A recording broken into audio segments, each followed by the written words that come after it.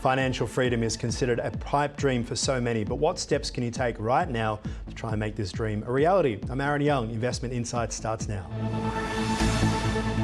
So good to be with you. You're watching Investment Insights on Ticker, presented by The Investors Way, where each episode we dive into the world of wealth creation and provide practical tips of how you can master your money.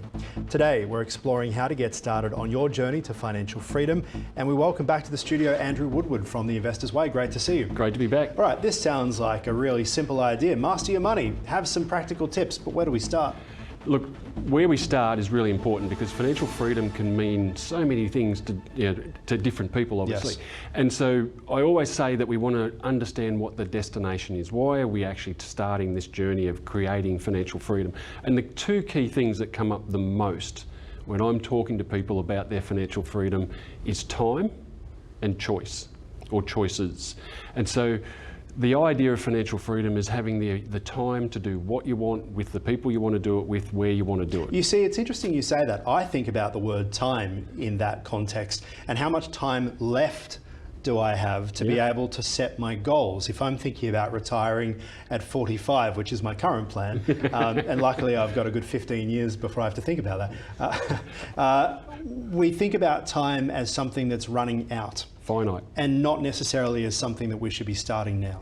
That's right, and so time is a really important part of where do we start, because one of the things you have to understand is how much time do you have to create the lifestyle that you want, that financial freedom that you want. So the longer you have, the better it is. So therefore, the earlier you start, the better it is. And I think for a lot of people that would be watching this, when they think about how much time do I have left, it becomes an excuse to not act today. That if you think about getting into things when you're in your early 20s, compared to if you're in your 40s or your 50s and you're starting your financial journey, it's going to be a lot tougher. And my experience is those people that are in their 20s, they're thinking, well, I've got so much time, so I'll worry about this later.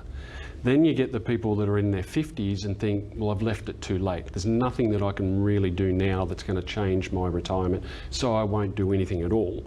And then you've got this little sweet spot in the middle of those two groups where you've got people, predominantly the 40 to 55-year-olds, who are like, I really should do something now.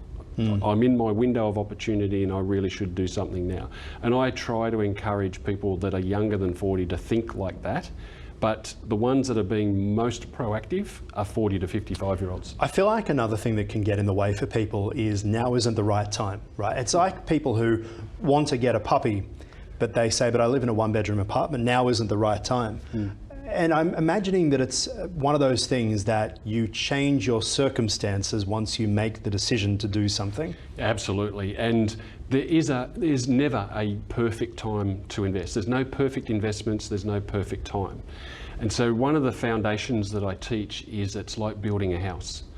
We want to get the foundations in the ground, we want them to be sturdy, and then we'd put our investments on top of the foundations. So money management is one of the first things we talk about, and then the investing on top of that.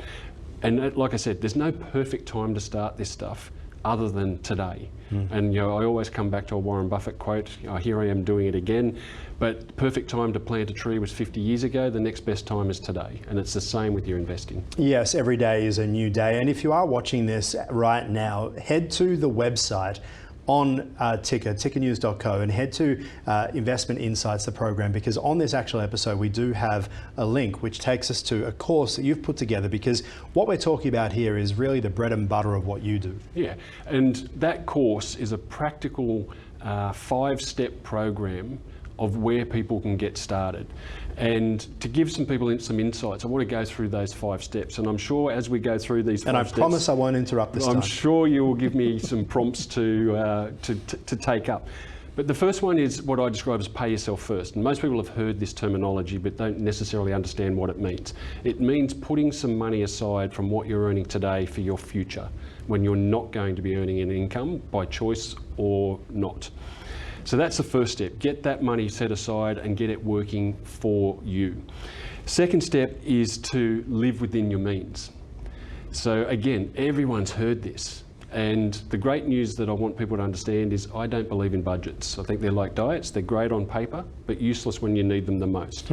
So I've developed a system that enables people to review their spending create an environment for that spending that is leading to success, to ensure that pay yourself first money is available and then it gets invested.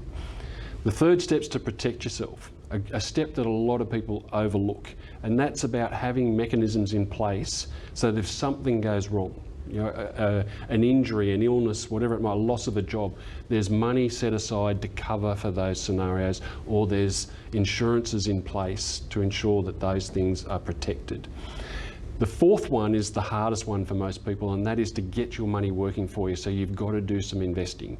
And that means potentially understanding the different forms of investments. And again, we've talked through a lot of those on the Investment Insights program. So there's episodes to introduce people to the stock market, the property market, gold, silver and bonds. Even gold, yeah, we spoke about that. All those things. And then the final step, which is the one I believe most people struggle with the most, and that's implementation. Take some action. Yeah, if you want to grow your wealth, if you want to create financial freedom and secure your financial future and your today, and this is the part that a lot of people get tripped over with that procrastination. It's like, oh, the future can take care of itself. It's not just about the future, it's about today as well. If you're taking these steps, not only will you secure the future, but you'll make sure you de-stress money today. And that all requires action. So the action is something that I'm interested in because right now people are struggling, right? We're seeing it everywhere. Inflation, cost of living crisis. All of those steps sound like things that you could do, maybe not easily, in the good times, but we never know the times we are in until well after, right? I think about pre-COVID, I was interviewing people about the possibility that Australia would have to undertake quantitative easing to try and get people out there, that we would be looking at interest rates below zero. And that was a bad thing. Now we're talking about interest rates being too high, and now that is a bad thing. I would imagine it's a case of you never know what's around the corner because things could always get worse. And right now could be the time that one day becomes the barometer for the good times. Yeah, that's right. And so again, one of my core philosophies is if you're doing these things every month, you're preparing and setting yourself up, whether it's a good time today or a bad time, or we don't know yet until we see what happens.